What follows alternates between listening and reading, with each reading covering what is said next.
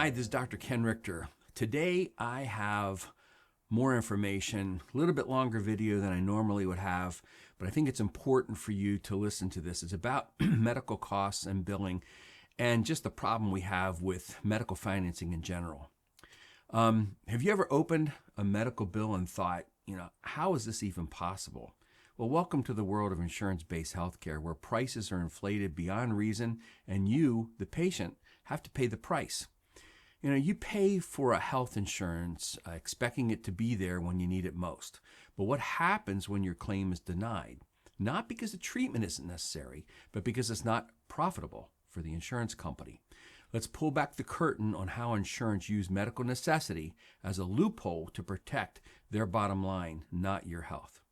Now, insurance companies often deny claims citing lack of medical necessity. They argue the treatment isn't essential, experimental, or that a cheaper alternative exists. But let's be clear, this decision is not made by your doctor. It's made by a company looking at spreadsheets, not patients. Many of these denials aren't about medical safety. They're about maximizing profit. The less they pay out in claims, the more they keep for themselves. And they're banking on the fact that you will not fight back. This isn't just an inconvenience. It's life-altering. People are forced to delay treatment, pay out of pocket, or suffer worsening conditions. Studies show that claim denials disproportionately affect patients with chronic conditions, leading to higher long-term health care costs and even unnecessary hospitalizations. Now, doctors spend hours fighting with insurers, submitting endless paperwork only to be told no by someone with no medical degree. The result, it's delay in care. It's increased stress, and in some cases, tragic outcomes. Meanwhile, the insurance companies are making record profits. Denied claims contribute directly to their earnings. The more hurdles they create, the more likely patients will give up and pay out of pocket. In fact, some companies use AI-driven algorithms to auto-deny claims, knowing only a fraction of patients will appeal. And even if you do appeal, the system is designed to be complicated and discouraging. They count on you getting exhausted before you win. So, what can you do? All right, if your claim is denied, don't give up. Appeal. Statistically, many denials are overturned when challenged. Work with your doctor to provide additional documentation. Contact your state's insurance commissioner if needed, and more importantly, stay informed. The more we expose these practices, the harder it becomes for insurance companies to put profit over patients. But what about the cost of care in these situations? We know insurers are reluctant to pay for medical claims, but what about the prices for those care? So let's break it down.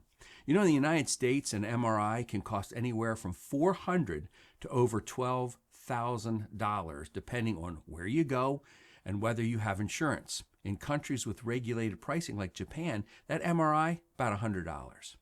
And it's not just procedures. The U.S. spends more on healthcare than any other country. According to the OECD, which is the Organization for Economic Cooperation and Development, the U.S. spends an average of $12,500 per person per year on health care. Compare that to Germany, which is $7,300 per person, France, $6,400 per person, Canada, $5,700, and the United Kingdom, $5,400. Despite this massive spending, the U.S. ranks last among 11 high-income countries in healthcare system performance, according to the Commonwealth Fund. Now, taking insulin, a life-saving drug for diabetes. In the United States, a vial of Humalog costs $300. Just across the border in Canada, $30. It's the same drug, same manufacturer. The only difference? A system designed to inflate prices through middlemen and artificial markups. So why are these prices so high? Well, it starts with insurance companies and hospital pricing. Hospitals sell outrageous list prices knowing that insurance companies will negotiate them down.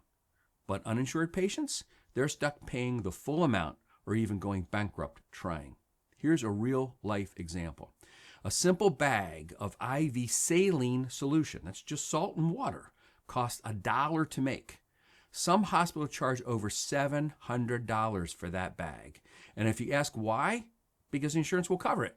And how about a hospital bill charging $15 for a single acetaminophen, Tylenol pill? That's 1,000 times what a whole bottle costs at a pharmacy. Then we have Big Pharma. Even heard of the drug Daraprim? It treats a rare parasitic infection.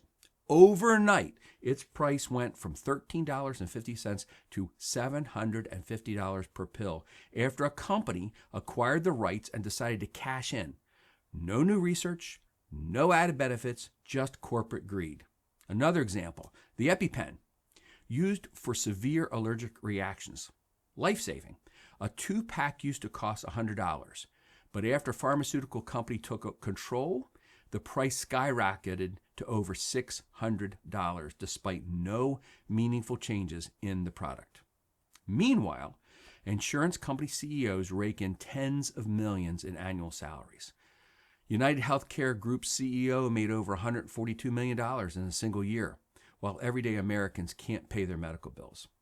So, remember the costs of healthcare with the U.S. compared to other nations? Despite the high cost, the U.S. ranks poorly in healthcare outcomes. According to the World Health Organization, the U.S. ranks 37 in the world for healthcare quality, far beyond countries that spend less money. All right, so where's all this money going?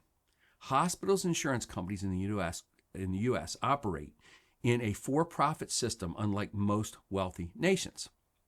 Administrative costs eat up 25 to 30% of healthcare spending, hundreds of billions annually, compared to just 5 to 10% in countries like Canada or the United Kingdom. Why? Well, there's layers of billing, denying claims, and profit chasing.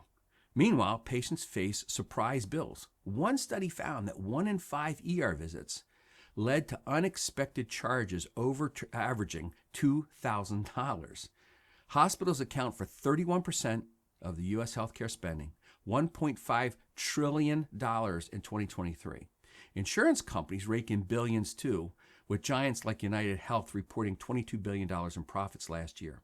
Unlike nations with universal systems, the U.S. lacks price controls and prioritizes shareholder value over patient care.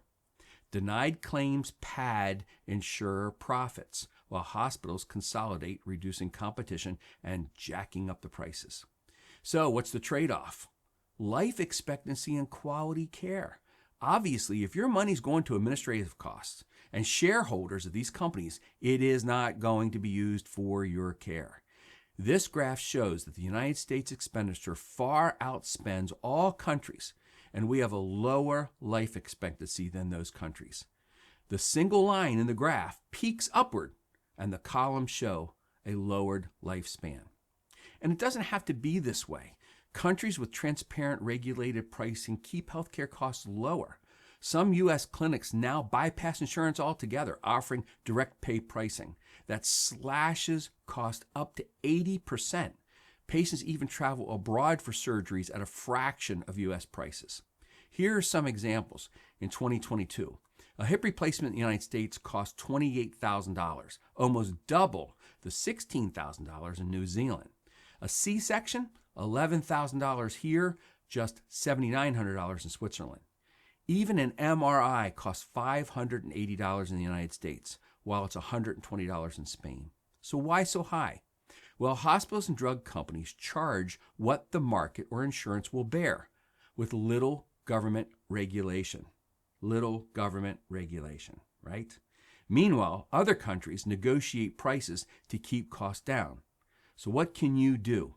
Well, demand price transparency. Support policies that lower drug costs, and if possible, shop around, because sometimes paying cash is cheaper than using your own insurance. Other countries show it's possible to prioritize patients through price negotiation, universal coverage, and less bureaucracy. It's time to demand a system that values lives over profits. I need you to share this video and talk to your lawmakers, and let's push for change, because healthcare should heal and not bankrupt, and no one should have to choose between their health and their savings. Healthcare should be about people, not profit, and it is really time that we demand better. Thanks for listening. Share this video Let's hope we can make some change. This is Dr. Ken Rictor. Thank you.